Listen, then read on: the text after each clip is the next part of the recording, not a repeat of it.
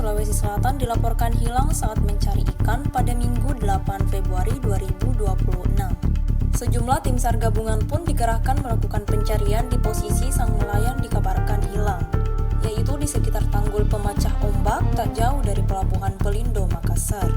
Pantauan Tribun, tim SAR gabungan berkumpul di dermaga Pelabuhan Paotere, Jalan Sabutun, Kelurahan Gusung, Kecamatan Ujung Tanah Utara, Kota Makassar. Kepala BPBD Kota Makassar, Dr. Fadli Tahar, yang ditemui di lokasi mengatakan nelayan yang dilaporkan bernama Heri, usia 43 tahun. Heri adalah warga Jalan Sultan Abdullah II, Kelurahan Tarlo, Kecamatan Tarlo, Makassar. Ia dilaporkan hilang oleh keluarganya lantaran perahu yang digunakan ditemukan tanpa keberadaan Heri.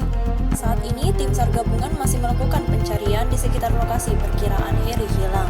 Sementara itu, Kepala Kantor Pencarian dan Pertolongan Kelas A Makassar, Muhammad Arif Anwar, menyampaikan bahwa operasi SAR hari pertama yang dilaksanakan mengedepankan faktor keselamatan seluruh personel SAR gabungan dikarenakan cuaca lagi hujan dan berombak.